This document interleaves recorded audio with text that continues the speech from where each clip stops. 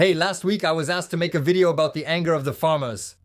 The issue with current events topics is that news changes rapidly. Ban on wearing the veil at schools where uniforms are required. Is it going to be the niqab? Right away, the president of Nicaragua, stuck between Honduras and Costa Rica, a very French drink, 1 part for 5 parts water. Leave from the floods in Nord-Pas-de-Calais. While vaginal dryness is beginning, a sexist scourge. The European scale of the phenomenon, the heightened determination, and the possible convergence of anger could lead this movement to radically change the political landscape of France or even of the European Union. Well, that doesn't suit me either for my current role as President of the Republic or my future as President of the European Commission. But for now, we don't know, and talking about an ongoing issue is never easy, rarely conclusive, except maybe if we look at the cross-cutting aspects. From an epistemological point of view, he pees. Does that help? It depends on where he pees. Hello, Stéphane Séjourné, Minister of Strange Affairs. Well, so they say. Aren't we constantly repeating the same mistakes no matter the field? Maybe it's because we move on too quickly and don't take the time to think about them. I won't answer that question in this episode, probably because it was rhetorical.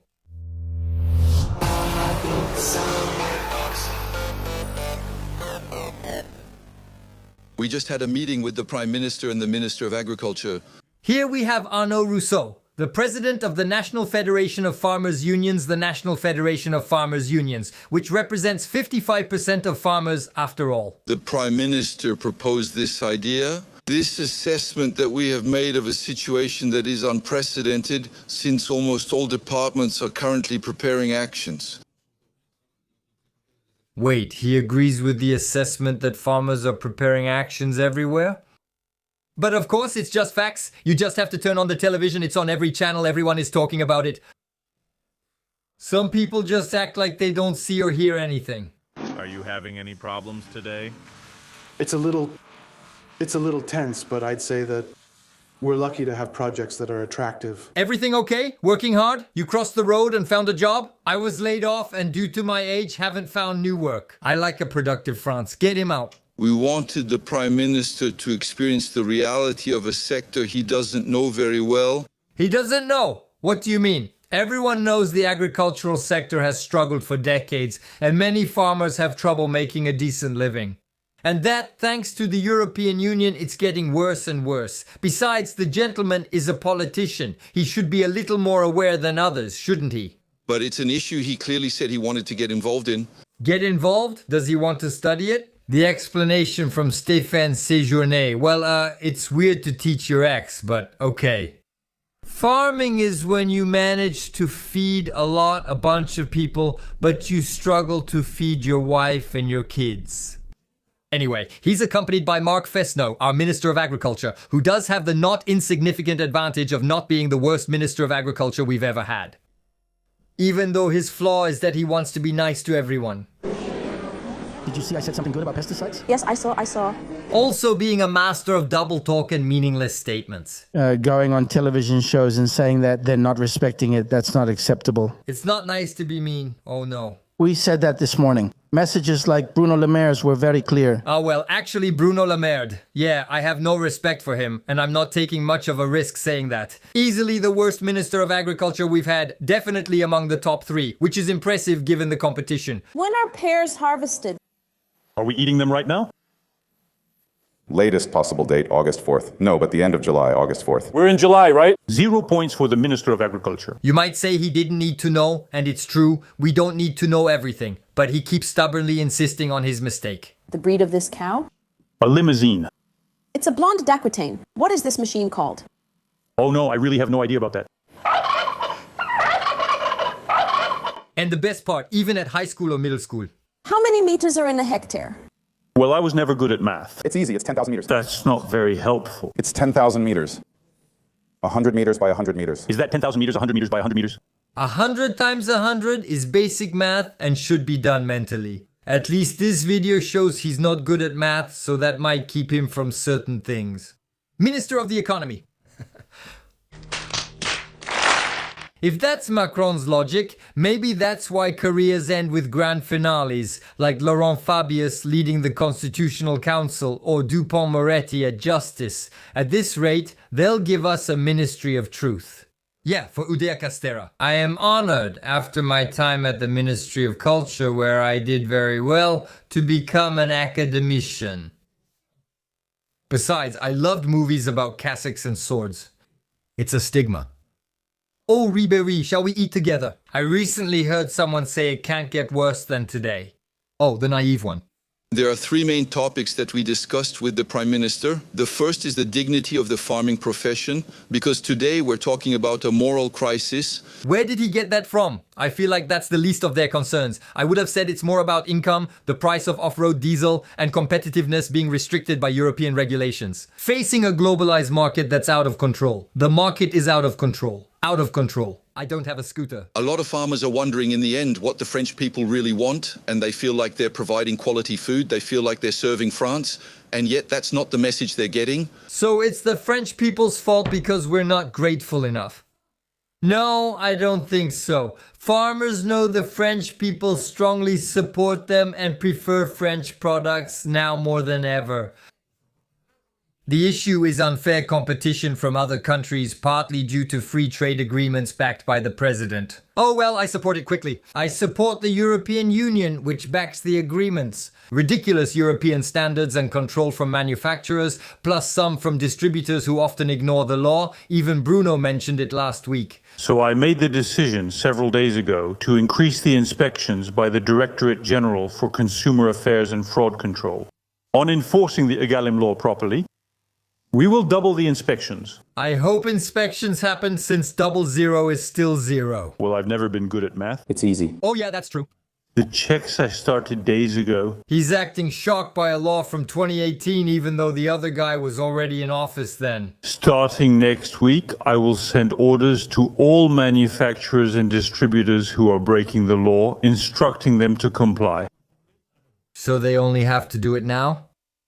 Maybe that's the problem. Because as long as there aren't people blocking the country, people like Bruno don't do their job. No, they let the financiers screw us. Financially. The second main topic concerns income issues. Agreed, it's obvious, but central to the problem. France imports a third of its food, and where conflicting demands never end. He's finally going to discuss the European Union with us. Many topics relate to Brussels because agriculture now largely depends on decisions made there. Yet given the number of countries where it's the same crisis, it doesn't take long to make the connection. It's crazy the European Union is involved in every bad situation. Between the common agricultural policy and the Green Deal, farmers are well positioned to achieve it. We clearly told the Prime Minister that Europe is the framework we want to act within. While it raises questions for us, it's still where things should happen and we care about it. Oh really? Does he really represent the farmers? I don't know, because I wouldn't say that many of them are pro-European.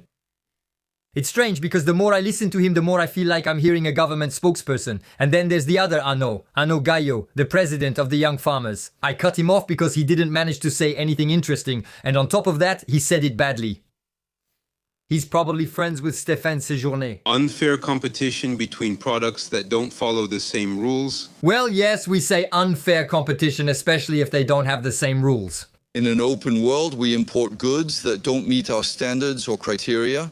Open to Ukraine at a specific time, but this timing raises agricultural questions. Huh? How is Ukraine related to this? Our country attacked our wheat fields, burned our economy, trampled money, baby! Well, I learned something here. I really thought the Ukrainian economy had stopped, that they weren't producing anything anymore and weren't exporting anything either, and that this was why prices were going up here. Yeah, makes sense, otherwise I don't really get why, and that was also why we were sending them money. Money, baby? No, they're still exporting a lot. War doesn't stop everything. Wheat, food, agricultural chemicals. If anything has changed, it's that the European Union removed all regulations for them, so they do whatever they want. Hashtag Solidarity Corridor. And that's even why, for example, Polish farmers mobilized to prevent, I quote, the reintroduction of restrictions imposed on Ukraine in terms of trade. In order to prevent Ukrainian food production from flooding the Polish market, in short, Ukrainian grain is really cheap and is flooding the market. That's why we're paying so much for this. Wait, why are we paying them Wait, have I been lied to about Ukraine? No, but I'm outraged. I'm even Uhtred. I'm Uhtred, son of Uhtred. I'm Uhtred, son of Uhtred. Uhtred, son of Uhtred, I wasn't really lied to about Ukraine, I already knew. The last topic is practicing the profession. What makes a farmer every morning able to overcome the fear he has of being systematically inspected? Honest people are often in violation now because it's become too complex with too many standards and too much regulation. Well, the answer is simple. Farmers no longer want European directives and the Green Deal because it's completely crazy. We told the Prime Minister again that we wouldn't be satisfied with just words. Alright, he's really starting to get on my nerves, seriously. Because you can see that he, on the other hand, is only satisfied with words. Yeah, and what's weird too is that he didn't mention off-road diesel at all. The NRD, even though it's one of the main triggers, I don't know, maybe it doesn't suit him. Remember, on the NRD issue, National Federation of Farmers Unions, the main agricultural union, backed the reform by Bruno Le Maire and the government. Recently, I realized that this reform, the gradual removal of the tax exemption, didn't have full grassroots support. Well, what's with this representative who doesn't really represent? But isn't he a nice farmer? Oh yes, he's very nice. I was even invited to the agro-industrial group's birthday party last year, where he's president. Ah, okay. So he's not a small farmer, the guy. Okay, he's a large-scale landowner. Let's just say he's not the one taking care of it. And he's also the president of the Avril Group, a giant in the oil industry. I don't think he's the one harvesting all the grain. Well, no wonder he's not really in touch with the people he represents. In farming, the land is in charge. He does have a bit of control, but it's all a bit sneaky because farmers' movements elsewhere started way before. In Poland, the Netherlands, Romania, and even on January 8th in Germany. Oh well, surprising, we didn't hear anything about it. But Macron wanted it to wait until the new government was formed. So Arno, it's fine, the media ignore the rest of Europe. But I still want you to delay the French action for me. I actually think that Arnaud Rousseau is an infiltrator. And the thing is, it's as obvious as the nose on your face. So that means not that much. Ah, and maybe National Federation of Farmers Unions actually stands for stealthy ninja secretly in ambush. No, but come on guys, let's not go, it's too cold, seriously. And yeah, because at first the National Federation of Farmers Unions didn't want to go. But well, after a while, since it's the field that calls the shots, they had to follow. Alright, wait for me, I'm coming, but I'll do the negotiating. For the unchanged price of GNR, it's the same. He pretends to be happy, but it's because there's pressure behind him. Yeah, it's cool we got what we wanted, but it's still a bit of a shame for the planet. This change in diesel taxation, it's the second time they've tried it, and it's coming from a request by the European Commission. What a coincidence. Because the idea, thanks to the Green Deal, is to gently push farmers toward biofuels. Yeah. Do you know who's leading in biofuels in France? It's Oleo Cent, part of the Avril Group. Who is the Avril Group's president? It's Bibi. We want to keep running on red. Yes, it's Arnaud Rousseau, the millionaire industrialist, not the friendly National Federation of Farmers Union's president. He's the one dining with ministers, not sleeping outside on the highway. With a thought for those of our colleagues who, once again tonight, will still be out in the field. So now, he's really in trouble. Right on the thing that didn't suit him. Shit. Yippee, we got those bourgeois. Now we can go back to plowing, right? Like the 10 little measures, it doesn't work for everyone. If we have such thin announcements, maybe it's because the majority union didn't have strong demands. And that's something we can all regret. He needs to be careful, the double agent. He's not far from getting caught. We're heading to Paris. Actually, I'm already there. I think I'm going to have a hard time leaving. When the ministers only invite those two, even though they represent 55% of the union members, I think there's something fishy going on, because all they had to do was also invite a spokesperson from the Rural Coordination and a spokesperson from the Farmers Confederation, and that would have covered 95%. Well, so what? 2 more seats at the table, it was doable. That's one of my little pieces of advice for young Gabi. Only negotiate with representatives who already agree with us. Considering the Prime Minister's straw boot speech, I doubt that was the only advice he gave. The words country and peasant sound similar because they're closely linked. In peasant, there's country. But look how pleased he is with his discovery. Normally you make the country-peasant connection before you know how to do 100 times 100. So, Gabinou, they've been complaining that they've been getting screwed for decades. And it's true that lately between us and Europe, it's been like a semi-truck backing into the barn. We'll take back 10% of what we've given them recently and return it when they're doing better. Yeah, as usual, big empty statements, moral lessons without actually having any. They did nothing, they're amazing, and in the end they won't respect either their words or the people they're talking to. There was a demonstration by the Rural Coordination in Brussels the day before yesterday, and we were also told that we had been heard and understood. An hour later, they approved the agreement with Chilean chicken. I have to admit, there might be some double talk. If the new measures don't pass in the future, well, they need to think that I negotiated well. They need to think that I negotiated well. Next, make the movement appear unsympathetic, then crack down on them. There would be déjà vu. Come on, Arnaud, pull yourself together. It's no big deal. You have a nice hotel and plenty of food as long as they think you're with them. As soon as they're called yellow vests, you distance yourself. You need to cross your fingers or take action if you want this movement to succeed. But in any case, you shouldn't forget that starting off with shaky foundations isn't great. Everyone's here, Gabinou, Dupont and Dupont, Arnaud D and Arnaud T. But my first name ends with D2. I don't care. Remember, if we succeed and stay united, we legitimize inflation. Trust me, I can sense this.